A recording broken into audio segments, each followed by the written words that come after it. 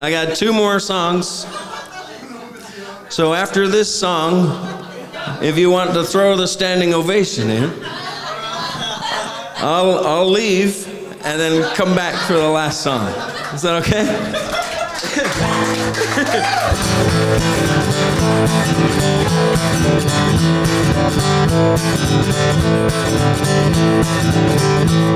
When I was young, about 15, I hit the open road, and I headed west with nothing more than my suitcase and my soul. Well, I met a girl in Montreal who saved me from my sins, and I thanked her with a kiss and got down to sinning once again. I said, woe is me, I had the right idea, just taking it slow and free. I had the right idea, you just might disagree, but I had the right idea, at least to some degree. But I had the right idea.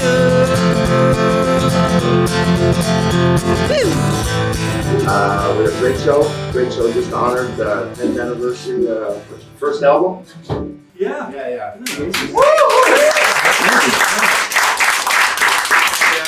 The washroom is down the hall on the left. Smoke, you can smoke outside and smoke whatever you'd like. After the first set, we're gonna have some pizza and socialize a little bit, and he's gonna do 2 sets. So, Yeah. Okay. A warm vinyl garage. Welcome, Sherman Downey.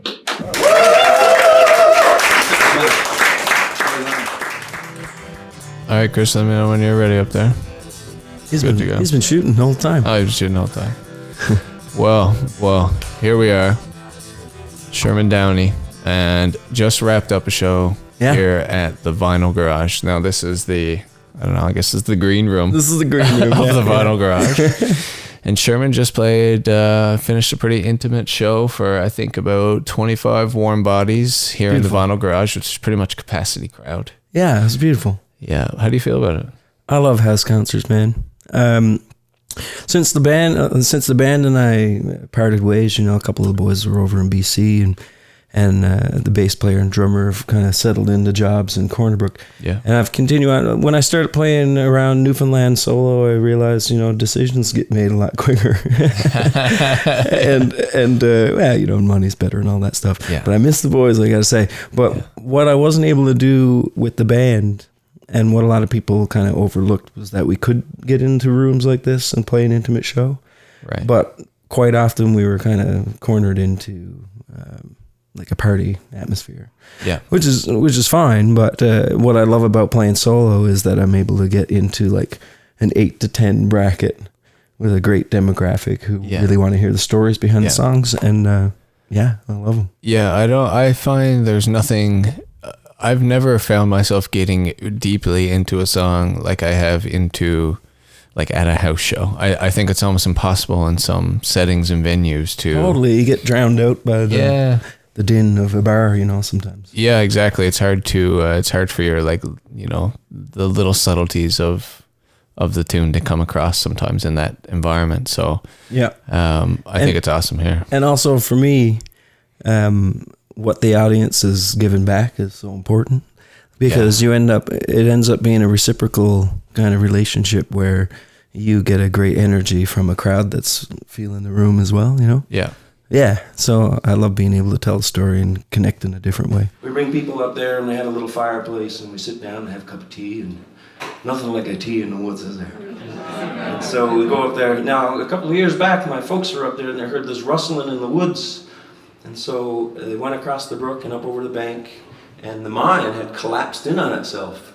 And in the bottom of this hole was a little baby moose, struggling to get out, tired, exhausted, and amok, And so Dad went down and got the air going, a ladder and some straps and a couple of blankets and stuff, and came back up to the mine. And they walked up to the hole and they threw the blanket over the moose. And then one of them jumped down into the hole and got the straps underneath it. Moose was just exhausted. And then they pulled it up out of the hole, and man, delicious. It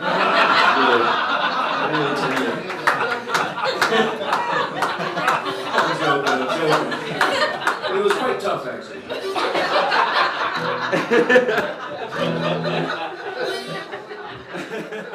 you've played other house shows. Yeah. How many do you think now, like, in people's homes? Well, I mean, sometimes you find yourself doing a similar kind of show in small community halls or repurposed churches, you know. Right. Breweries are another big thing now. Right. Alternative venues, I guess you'd call it. Yeah, so the audiences are out there who go to those venues. But house concerts, I mean, myself and Matthew Byrne, a traditional guy from Newfoundland here, Yep. we do a tour every winter in Newfoundland. The Winter Island Tour, I think it's called. Winter Island Tour. We've only missed one show due to weather, which is pretty That's good. actually crazy. Statistically, yeah, it's pretty crazy. But we started out doing the house concert thing, and so when we first did that tour, we did I think 22 shows. So right off the bat, in a lot of people's homes, and I try to do I love hearing people opening their doors, having a little meal between, and hanging out and actually chatting with the people who dig your music. It reminds me of my days selling insurance, man. Yeah? Yeah. I used to sell insurance on the road when I was a young gaffer. No way. Yeah, and I was like a door-to-door guy. Nice. I don't know if you can tell. I got a little insurance salesman in me. What sort of reception did you have? Very warm because I was, without this old gruffness. Yeah. And at like 21, I looked like I was 10. Yeah. So I was wearing like a pea coat, like knocking on people's doors, and they were like, "Oh my love, get in here, get in out of that now," Tapping into the maternal instinct. Absolutely. Oh, and fella. thankfully, because it's a rough go, and you get a lot of doors slammed in your face, right? Sure, yeah. And but at the the heart of it, I didn't do that for very long, but long enough to learn like a lot of wild things. You really get the real scoop on communities. When you're in people's like living rooms and you understand the actual struggles, what is hard, especially I guess I found sort of selling insurance at that time because people were telling you like the stories that would have been insurable in their life, a lot of the hard stuff that's happened to them. Oh, maybe that's good. That's some good song research there. Maybe I should take it up for a year. Probably, man. Get some stories. Yeah. Some old traveling insurance salesman tunes. Wicked. But yeah, there's definitely something to be said for, it's one thing to be in a community, I guess, to be on tour. No matter what you're doing. Yeah. And another thing to be able to enter into people's homes in those communities and have the people from that community come out and eat together and listen and dance and clap. And it's new to the audience too in a lot of cases. Like we had a few people here who had never been to a house concert tonight. Yeah, actually a surprising amount. It's usually, we've seen some repeats, and tonight I think when you called that out, there's probably 5 or 6 people that was first time. Yeah. I love that. Yeah, and they said, spoke to them, and I said, so how'd you find out about this, or why'd you come? And they said, oh, Sherman. We follow Sherman. Yeah, good. So that's good. So it's cool that, when we can get, artists doing house shows that, already have audiences and are kind of have followings and can kind of help shed light on this as what happens. a way to see a show. Yeah, that's what happens. You end up throwing a good house concert or two, and then the audience starts to trust the host, and so no matter what comes, they go out because it's a great night, and so you end up as a performer, you end up getting a lot of new listeners, and the merch sells better at a house concert, honestly. Really? Yeah, because they hear the stories and they want to take it home. But Sherman, I think you got to stop giving so much stuff away. It's hard. I'm sorry if you have management, but this is why I just see people trying to buy so hard. You just give it away. Like this is why musicians, this is why it's a hard road. It's like so generous. So I'm sure you give a lot of stuff away along the way as well for every album you sell. Sure. Yeah, it'll come back someday. But yeah, it definitely all comes back, and people hear that, and then people come out. Next time you're in that community, music. Yeah. Well, shouldn't be. No such thing.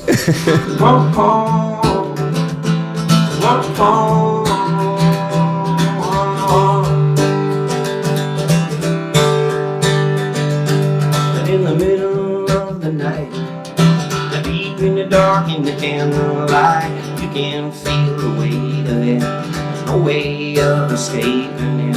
In the middle of the night, deep in the dark, in the candlelight,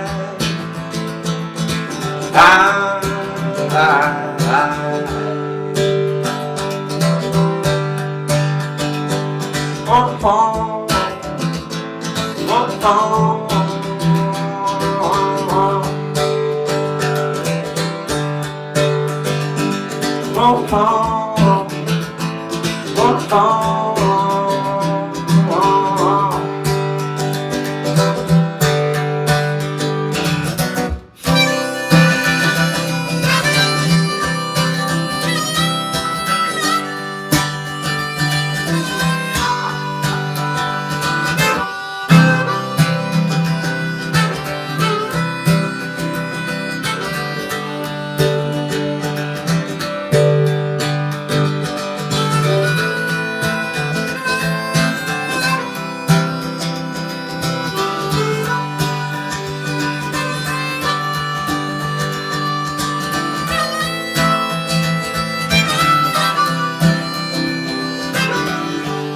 What do you think? This is not your first show. And by the way, everyone, we have our good friend Stu here, and he can tell you his last name if he wishes. But he's a patron at this house show that's happening tonight at the Vinyl Garage with Sherman Downey.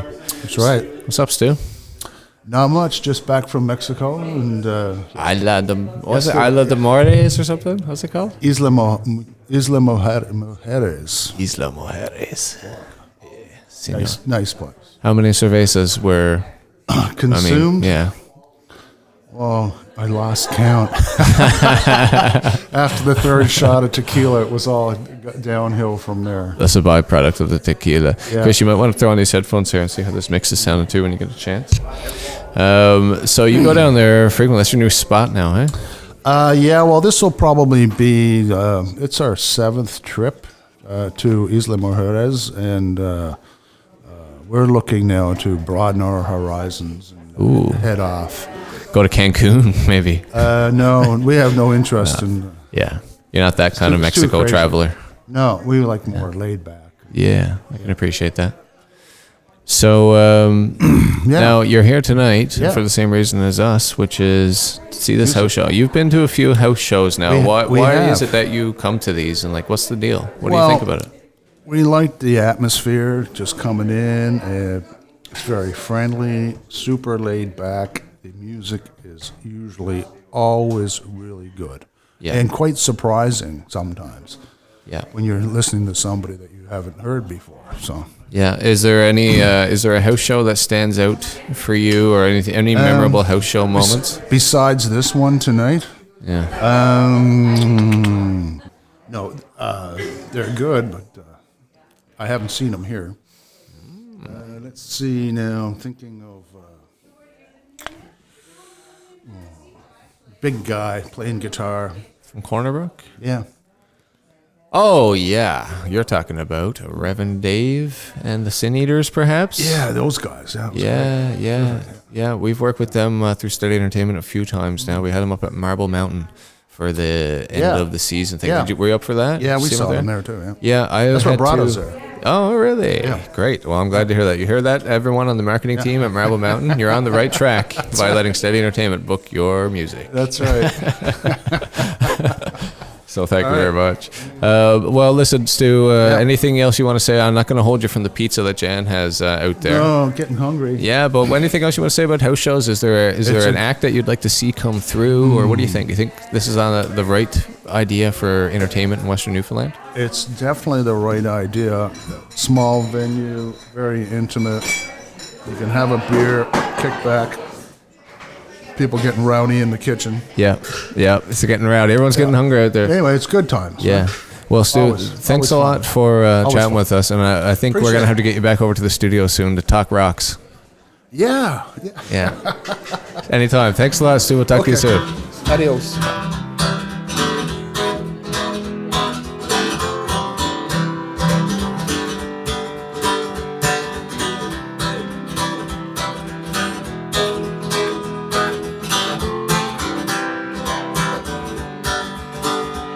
You got your dance pants on the clothesline, got your elevator shoes, you got your cheap wine and your killer attitude. You got your friends on the telephone, you know they love to hit the streets.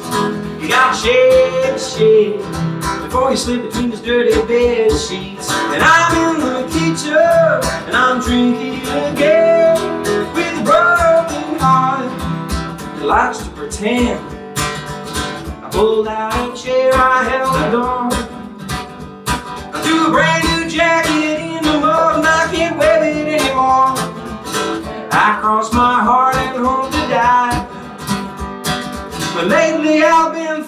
about this needle in my eye. Whoa, chivalry, look what you've done to me.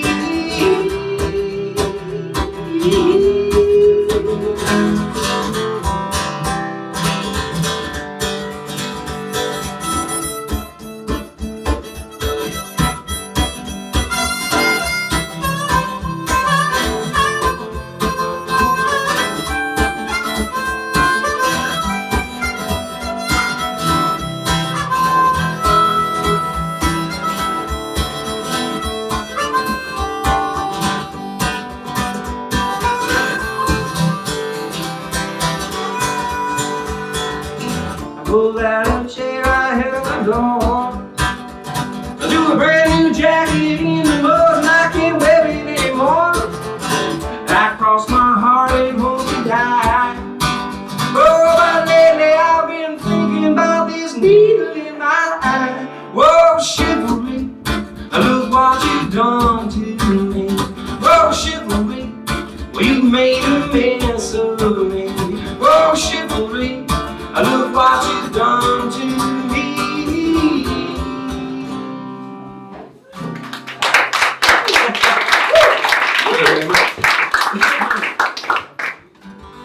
I wrote this next song for my folks. They were married at the tender age of 18. Anybody here married that young? It's pretty young, right? 18. And about 6 months later, I showed up. And we were a family. And so this is a song I wrote about them. It just blows my mind. Like when they were in their 20s, they had my sister and myself, and we were living in a house in the Cowdroy Valley that they built, you know. And to get to that point in your 20s is pretty impressive, you know. So this is a song about heart and doubt. Yeah.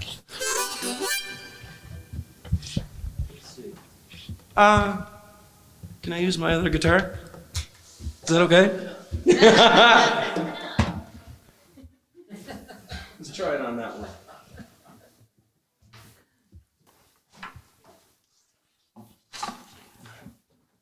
All right.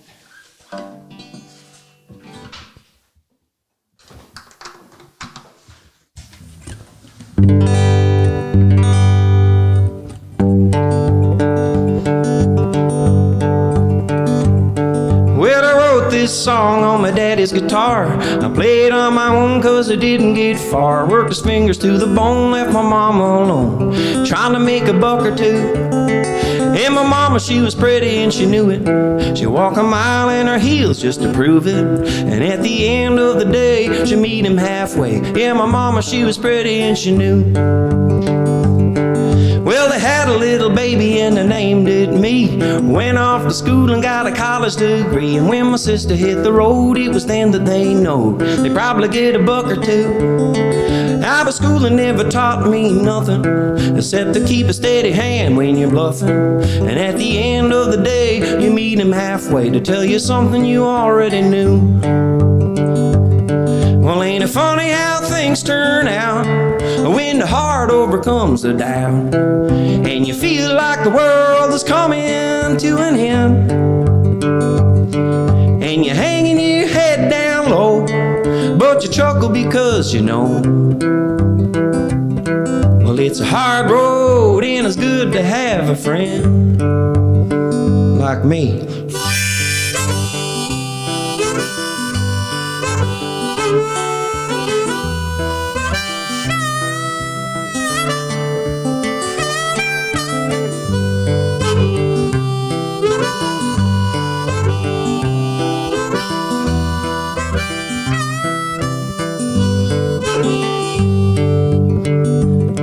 Well, they grew up up old and they grew up proud. Bought a little house at the edge of town, and you could go out the back and watch the trees. Well, you can go out the front and watch the cars go by, maybe see a truck or two. Or you could head out the back where the trees grew tall. Need a mathematician to count them all, and at the end of the day you get halfway to see it from a different point of view. Well, ain't it funny how things turn out when the heart overcomes the doubt, and you feel like the world is coming to an end, and you're hanging your head down low, but you chuckle because you know. Well, it's a hard road and it's good to have a friend. Well, ain't it funny how things turn out when the heart overcomes the doubt, and you feel like the world is coming to an end, and you're hanging your head down low, but you chuckle because you know.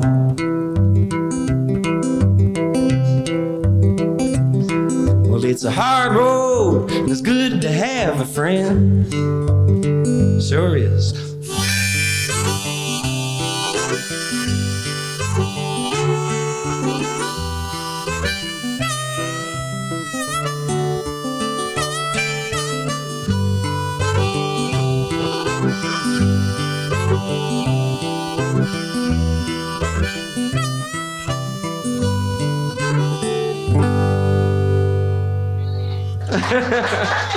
Thank you very much.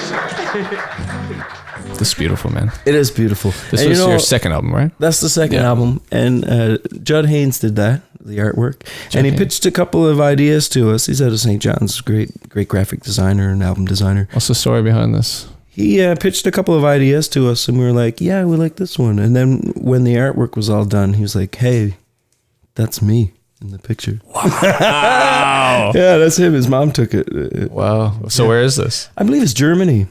Okay. Yeah. Wow. And so, like, you know, there's a clothesline with a bra on it, and that's his mom's bra, I guess. Mom's bra. Mom's 42 bra. Mom's bra. How about the back shot? Is that also? Yeah, same. All from the same set. Yeah, they're great. And awesome. yeah, and that's the only vinyl we have. But vinyl. Honey for Bees is not on vinyl right now. You know what? It's 10 years since Honey for Bees, and I'm releasing a vinyl this year. Really? Yeah. So it's like the anniversary. Yeah. Oh, cool. Yeah, 10-year anniversary. And so, and I've got Grant Boland who did the artwork on this, but he didn't do the layout. And after he told me after he saw the album, you know, I kind of wish the bee was down in the corner, a lot more negative space. He imagined it that way. Okay. Like, so I got in touch with him about doing the artwork for the new album. So it is going to look different, you know. He's It's not going to be exactly like the. No, I like that. Yeah. He's going to finally see his vision, you know. Cool. And then redemption. Yeah, and then while I was talking to him about that, I said, you know, hey, would you mind maybe doing the new album as well? And he's going to do the new album as well. I'm excited about it. What can you tell us about that? Anything? Yeah. Well, it's going to be called New Beautiful. And 10 tracks. I recorded it with Dan Ledwell over in Echo Lake. I'm not sure if it was Echo Lake or Lake Echo because the studio is the opposite. What? It was an Echo Lake studio. Where is this? In Lake Echo, I think. What province? Over in Nova Scotia. Okay. Just north of Halifax, really. Okay. And so, yeah, he's got this beautiful place by a lake out there in the woods. He's got a separate building for a studio, and it's the first time I've gone into a studio without a band or having the songs kind of really ready to go and performed, you know. And so I got into the studio, and there were a couple of tracks there that were written in the studio. And that was an interesting process for me. And also written on your own, or was it a bit of a collaboration on the writing at all with no, anyone? all on my producing? own. I find it really hard to co-write, strangely, and I know it's great for creativity, your creative juices. I know it's good for that, but I write so slowly, you know, and it takes me a long time to write a song because I need to be happy with the lyrics, and then you're always trying to do something different musically, and of course, I can only use those 3 or 4 chords in so many different ways, you know. That's all you need, man. Come on, everyone's using 3 or 4 things. That's not what matters. Yeah. So, this is going to be, when do you think this will be, did you just mention when this is going to be coming out and wrapped up? The plan is for a single during summer and a fall release. Tour? Fall release. I'm kind of held up now with the funding. I owe Dan a lot of money. and so funding applications, right. and this is the first album I've had a team as well, and the first 2 albums we recorded we finished them in November, and we were like, Jesus boys, we need to put this out for Christmas or get some money back, Yeah. And so we always released them at the end of the year. But the problem with that is once the year rolls over, your album is a year old. Yeah. On paper, Yeah. and so it leads to not being able to apply for funding or tours or stuff. So my answer is I don't know when I'll tour. Gotcha. When the pieces come together, and now there's going to be a plan, a strategy. Yeah, and all it's strange that. for me to sit on an album. Basically, it's done. Final mixes on most. There's a couple that need polishing. Awesome. And Grant has already begun on the artwork. I'm excited. Wow. Yeah. That's really interesting. It's a different sounding album though, man. Yeah. Yeah. I guess it has to be. Totally is. It's the first time you've gone in on your own, so it's just. Yeah, and I think if I had a really good guitar player around me, like while I was recording, it would be a completely different album. But I did all the acoustic guitar and piano and keys and stuff like that. Okay. Dan did bass, electric guitar, and horns, and also we had Kinley from you might know her from Hey Rosetta, but she's a great solo artist as well and doing great right now. And so she came down and did all the strings. And so what happened? Kinley playing is she playing with Doyle's band now? Is that who's playing? No, right. That's not her. Who is that that's playing? I can't remember her name, man. She's really, really She's good. Fantastic. Anyway, we'll see her. We'll see her soon. Yeah. So yeah, the album sounds a lot different than the first 2 because every time we wanted a riff or a hook in the song, we always gravitated towards horns or strings. Yeah. So it's So it's a new direction. Yeah. I think there are good transition songs though. I think the people who listen to the first 2 albums will see similarities in the songwriting and hopefully hang on for some of the digital beats and boobs. Here in the show tonight at the Garage, you mentioned about, kind of because that is going to make for, you don't know how you're going to tour it, you joked. Now, obviously, you went in, are you going to tour it the same way you went into the studio, or are you going to pick up players along the way, or do you think you'll, put together a crew for that? I think what I'd like to do is maybe tour, like try it out acoustically first, like while we're working on it right now, and while the single is out as well. But when the official release happens, I'd love to go out with a band. Yeah. Oh man, that'd be fun. Horns and strings. Can you imagine? How am I gonna afford it? You're gonna have to get paid a lot. Yeah. That guy, your buddy there, is gonna have to really go Roger's to work. Gonna have to step sharpen that old pencil. $300. Yeah. Well, I don't know. I think things are looking up in entertainment in Newfoundland. I agree. I think there's a lot to be hopeful for. I agree. I think we've been at this transition too, where it's like you gotta find people in different places. You've got to reach out differently. The traditional means of promoting shows and things, you still need that. Yeah, we still have a traditional demographic, but there's so many new ways now to promote and cross promote, and I think collaborative kind of stuff works really well. And this is why I think what's genius about what you're doing with Matthew Byrne is like, we've both worked so hard individually to get our music out there, and we've been successful at that. So now let's like merge our audiences. Yeah, because he's a total traditional guy and I'm folky singer-songwriter, and he's a fantastic player too, man. He is. He's a beast. Yeah, and that bouzouki and guitar as well. Yeah. And he plays a mean electric, but we haven't introduced that yet. But yeah, what I love about that is that you end up, exposing yourself to, being exposed to a new audience, like his audience will come to see him and hear my stuff, and vice versa. Yeah, it's fantastic. And another thing I love about, you mentioned the industry and how it's changing and everything. I think more than ever, to make a buck as a musician, you have to get out and play right now.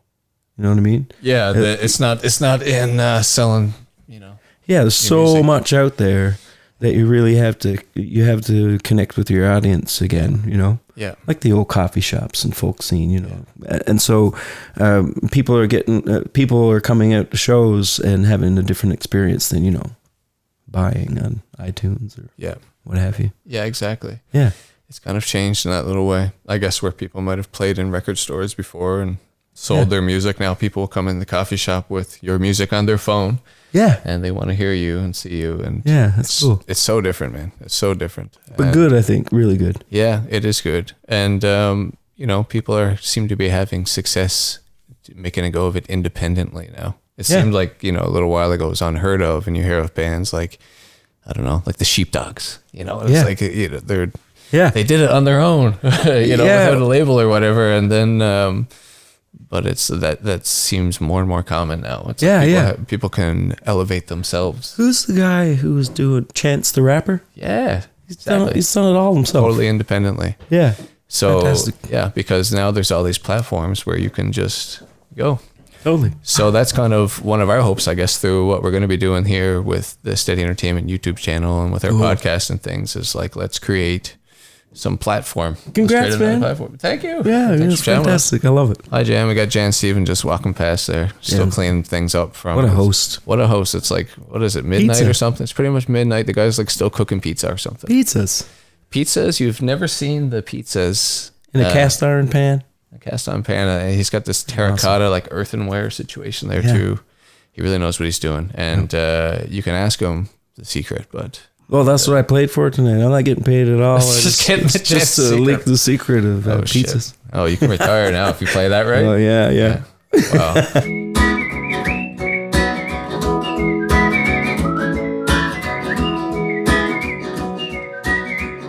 I've always been a huge fan of music. I've always traveled to see live music, but now I can have it come to my house. People understand it.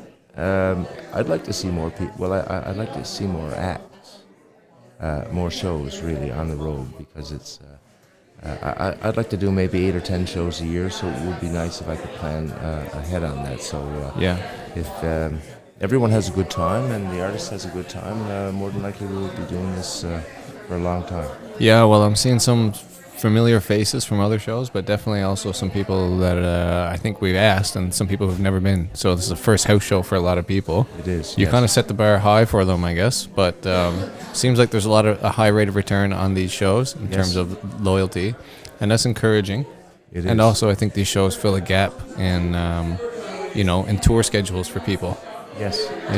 Get them a place to stay, get some, an intimate, warm audience. And it can definitely be refreshing after beating the road and playing these clubs and all this stuff, and all that. Well, I always get a positive response.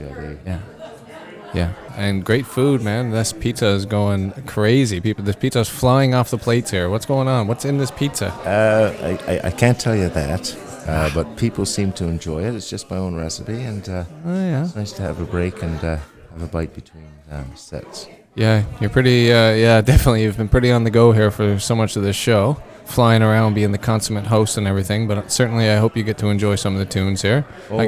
Second set is the big one for you, I guess, so you get to relax? My job's pretty much done now, so I am going to relax and watch the second set, but I've been enjoying it from the kitchen.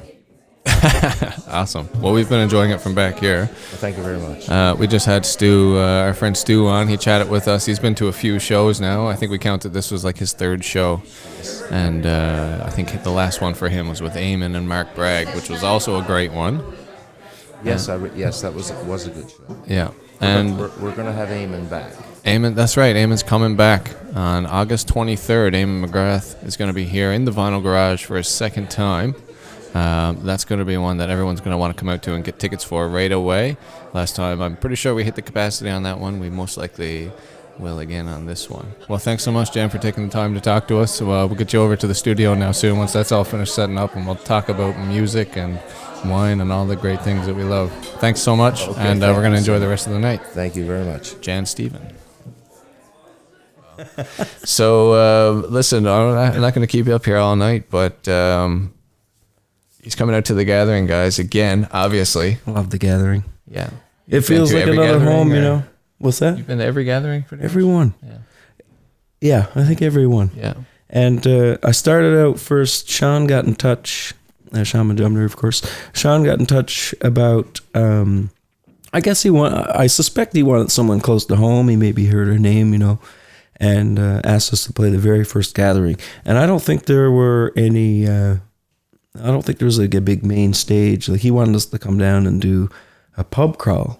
Now you know that Burlington, Newfoundland is a dry community. There are no pubs. There's no so pubs. What are you gonna do? I don't know if it's dry community, but there's no pubs. Yeah. Agree. And so what he and the committee planned for that first year was to have a shed crawl, as you know, which has become a huge thing and part of the festival. So you were on the first shed crawl. The very first shed crawl, yeah. Yeah, it was fantastic. And then we played Rex at that time. Was Rex there for the first one? What's that? Was Rex there for the first one? Rex was there for the first one. Yeah, it was the first Summer Mummers shed crawl. Yeah, it was fantastic. And you played at his wedding when you rode in on an iceberg. Yeah. That was awesome. It's true. So you didn't know Sean before he called you up for that first gathering? No, man. And we've become close friends. And because he's just a fantastic guy. He puts out great energy, you know? You know it. I can't say enough good about Sean, you know? And and with the festival, it's a different year for the festival because Sean's most likely, I'm pretty confident I can say he's not going to be there this year. Yeah, he and Shelby are expecting, yeah. Yeah, they're going to be having a baby like the gathering weekend. Congrats. Yeah.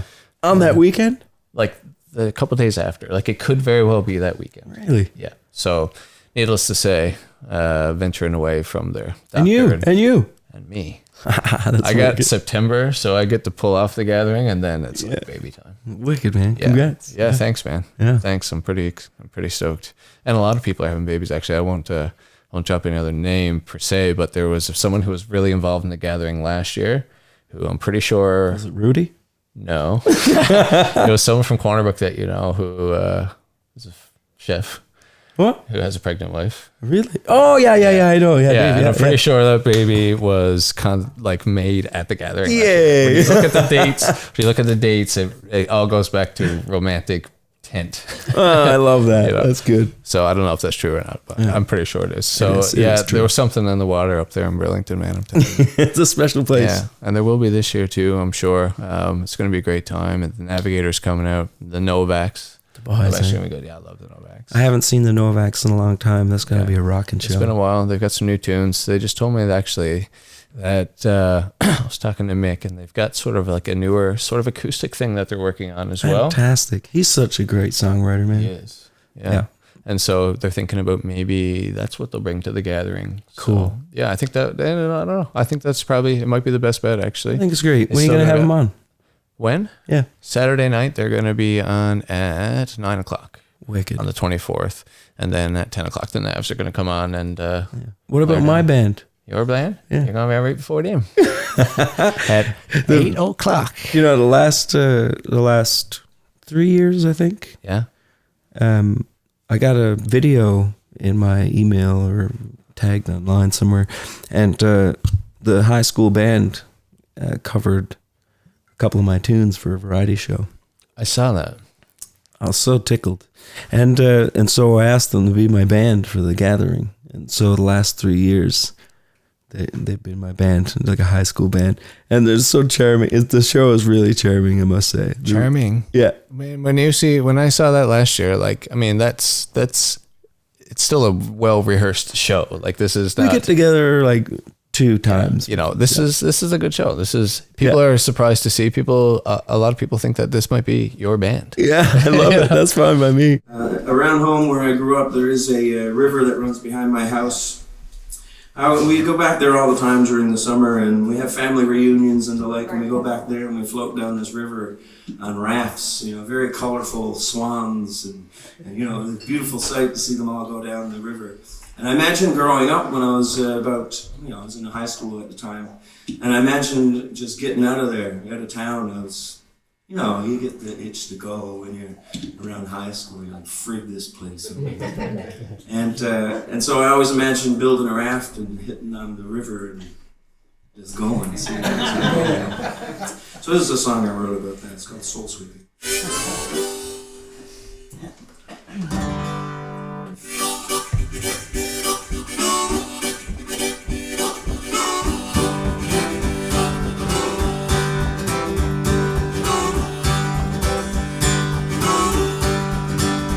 We put pennies on our eyes.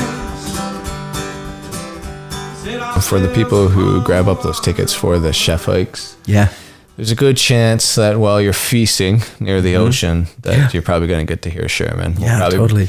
Bring them over in boat for a little bit and let them play away. What a great idea that is. Yeah. So, I don't know, for the listeners who don't know, or for the watchers who don't know, the viewers, there's a chef hike. So everybody goes on this beautiful hike, and the turnaround point, there's a stage and a fantastic chef. You get to sit down on grassy knolls and eat great meals and watch music. It's fantastic. Great idea. It's amazing, actually. It's like the ultimate food and music experience. Yeah. In the middle of the woods. Somewhere. Yeah. And it's usually like our headliners like Sherman, and like this year it'll probably be Sherman and, maybe a couple of the guys from the Navs, maybe a couple of the guys from the Novaks, and they'll just be out scoffing. And maybe you'll get up. Maybe I'll get up. Okay. I play the shit out of some spoons. I'll beat myself up playing spoons. We'll have a little bite to eat with them. Yeah. Play beat them. Multi-purpose. Those biodegradable spoons. They sound real good. Yeah, I love it. Man, I had a crazy moment actually last year at the chef hike. Only the people who were there know this, but it was probably my favorite memory of yet as an entertainment organizer. Okay. And Steve Poltz was out on the second chef hike at Sean's cabin. He's fun. Yeah, he's fun. And we had George Unpredictable. Yeah, he is unpredictable, man. And I don't had know what you're in for. No, we don't. And I had been working with someone who manages him named Liz Scott, who's an amazing person. You know Liz. Yeah, very well. And so she had, last year when we started organizing the festival, she had spoke to Steve a little bit about us, told us what we were doing. Yeah. Steve came, we met, super nice guy, amazing guy, right off the bat. And he was like, yeah, it's awesome. I'm, good job. We're doing it. Yeah. Keep the festival going, Yeah.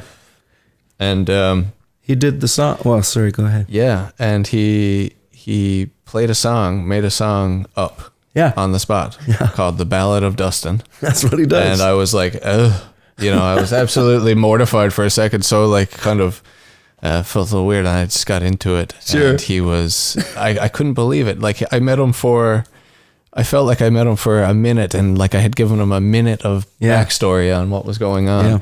And, he just created this amazing song, and I was super thankful and blessed that he, gave me his nod. Yeah. And I'm super gutted that Steve's not back this year for the festival, but I promise that this will be the last time that the gathering happens and Steve's not back here on this lineup. He totally should be. Yeah. Totally should be. Yeah. And he got off the plane and in the cab for getting to the festival there. Yeah. And the cab, he's being his regular self, and the cab driver said, "Who the frig knit you?" which in Newfoundland means where do you come from? Yeah. And he did a song that night on the stage. Yeah. Who the frig knit you? Yeah. He's brilliant. He still plays that, man. Yeah. And he's got a really interesting story too as a musician. He kind of discovered Jewel, I think. Yeah. And he wrote the big hit. Yeah. Super interesting character and story. Great musician. He was in Newfoundland. He was playing at, I believe it was at the Citadel House in Lewisport. Had a stroke on stage. He talks openly about it, Yeah. I didn't know that was in Newfoundland that happened. I thought maybe I'm making that up. But I've heard him talk about the stroke in the past and it being really transforming. Yeah. Amazing character. Yeah. How's it going, Chris? We still going good with the old Kamsky up there? This thing is working good, guys. This is the first time. Is this the right way, I'm assuming? Yeah, there's a front and a back. Okay. Guys, we're testing out our new podcast technology on the road. It's the first time this on the road with the road, our Roadcaster Pro. What are you gonna call the show? Yeah. The show, I think, and this you're going to ask about this. Okay. We're thinking about calling it Red Sky at Night. Oh, great. What do you think? Great. It's kind of like subtle nod at Sailor's Newfoundland. Delight. I love it. Yeah. Great. And also great. like a kind of a nod at like talk shows, kind of like nighttime talk shows. Beautiful. Yeah. Smart. Kind of think that. Some other people told me I should call it Dusty's Den. Nah. No, I didn't. Yep. Good. Nah. I felt the same way because it is in my basement. for the No most part. offense. No, I like it. I didn't even want to. I didn't want to put my face in it. Nah, you don't Like, want to do that. But so I think that's what it's going to be called. I'm glad I mentioned it to Jan. I think he likes it. You're not in your insurance man days, or No, I also wasn't groomed for this podcast. This was very You look impromptu. great. You look great. Yeah, so do you. And Thanks, for doing this. It's like, again, he just played, for a couple hours. And Yeah. What a great show. It's late. That was a great show. And if Newfoundland, on the island of Newfoundland, on the west coast, Vinyl Garage. The Vinyl Garage. If you ever see a show at the Vinyl Garage, if you see tickets on sale for it, you need to get them.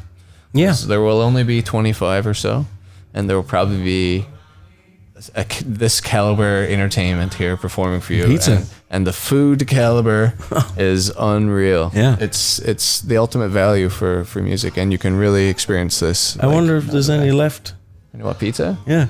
I I haven't had a piece yet. You want to go get some? Love to. All right, we're going to wrap this up and go get some pizza. Keep your eye on Sherman. Check him out on Facebook and on Twitter and all that. Follow him. He's going to be putting out some new music this summer, a new single coming out for his new album.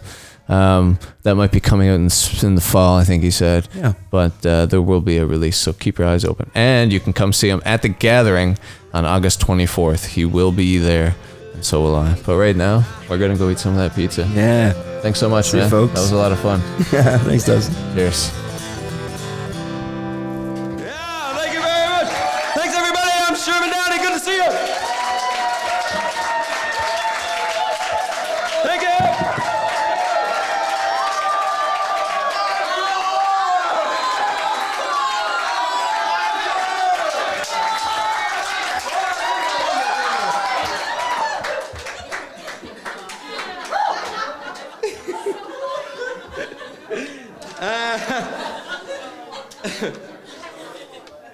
Ridiculous. Thank you very much.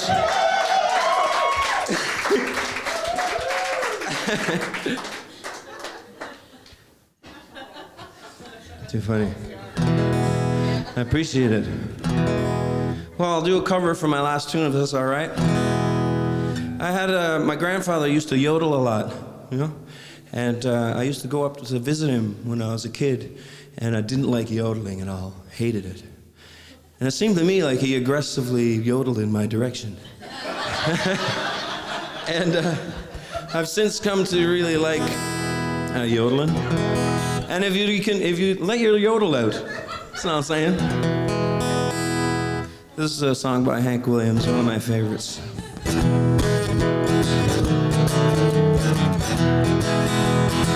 I got a feeling called the blues, oh Lord, since my baby said goodbye. And I don't know what I do, Lord, all I do is sit and sigh. Oh Lord, that long last day she said goodbye. Oh Lord, I thought I would cry. She'll do me, she'll do you, she's got that kind of loving. Lord, I love the Hebrew when she calls me sweet. Daddy, such a beautiful dream. I hate to think it all over. I've lost my heart, it seems. I'm born so used to you somehow. Lord, I'm nobody's sugar daddy now. And I'm on, I got the love sick blues. Lord, I'm in love with a beautiful gal. That's what's the matter with me. Lord, I'm in love with a beautiful gal. And she don't care about me. Lord, I tried and I tried to keep her satisfied, but she don't want to stay. Now that she is leaving, This is all that I can say. I got a feeling called the blues, oh Lord, since my baby said goodbye. And I don't know what I do. Lord, all I do is sit inside. Oh Lord, that last long day she said goodbye. Oh Lord, I thought I would cry. She'll do me, she'll do you. She's got that kind of loving. Lord, I love the heat, but when she calls me sweet daddy, such a beautiful dream. I hate to think it all over. I've lost my heart, it seems. I'm grown so used to you somehow. Lord, I'm nobody's sugar daddy now. And I'm I got the lovesick blues.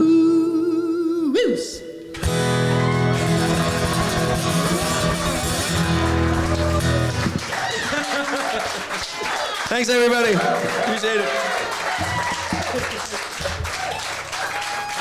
Thank you. Thank you, Sherman Downey. Good to see you.